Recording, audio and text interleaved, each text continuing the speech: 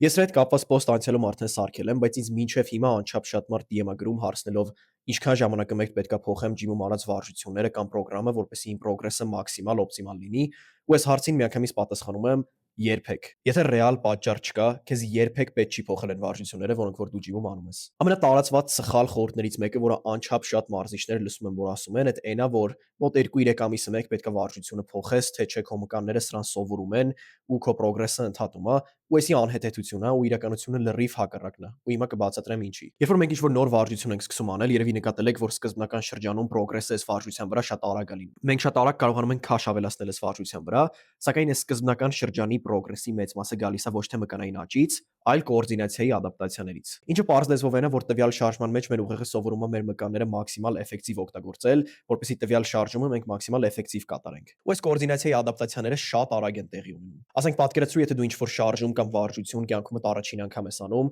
դու կարող ես բառից բուն իմաստով առաջին մոտեցումը անես, հանգստանաս ու երկրորդ մոտեցման ընթացքում արդեն ավելի ուժեղ լինես։ Ու էսի լինում է զուտ նրա հաշվին, որ այս առաջին մոտեցումը կատարելու ընթացքում այս կոորդինացիայի ադապտացիաները արդեն տեղի են ունենում։ Այսինքն ամեն կրկնությունը անելուց քո ուղեղը փորձում է ուշադրություն դարձնել նրան, թե ամեն մկանը ինչ-որ չափ ակտիվացնելը ինչ արդյունքի է բերում, ու ըստ սրա վարկյանական update անում մեր ուղեղի motor program-ը, որը որ օգտագործվում է տվյալ շարժման համար։ Կոորդինացիայի ադապտացիաները շատ արագ են տեղի ունենում, բայց նրանք նաև շատ արագ հասնում են իրենց լիմիտ։ Այսինքն օրինակի համար, եթե դու ինչ-որ վարժություն արդեն 3 ամիս անընդմեջ անում ես, քո progress-ը կնկատես, որ սկսելու է զգալիորեն դանդաղել։ Ու երբ էս տեղի ունենում, շատ մարդիկ սկսում են մտածել, կարող է ինչ-որ մի բան ես սխալ եմ անում, ասենք իմ progress-ը սենց շատ լավ գնում էր, ամեն պարապմունքին քաշ էի ավելացնում, ամեն պարապմունքին անցածից ավելի շատ կրկնություն էի անում, բայց ինչ-որ ասես միանգամից սկսես դանդաղել։ Ու չէ, դու ոչ մի բան սխալ չես անում, հենց դա լրիվ ընդհակառակը։ Հիմա արդեն, երբ որ այս կոորդինացիայի ադապտացիաները հասել են իրենց լիմիտին, դու այս շարժումը կարաս կատարես մաքսիմալ էֆեկտիվ ձևով,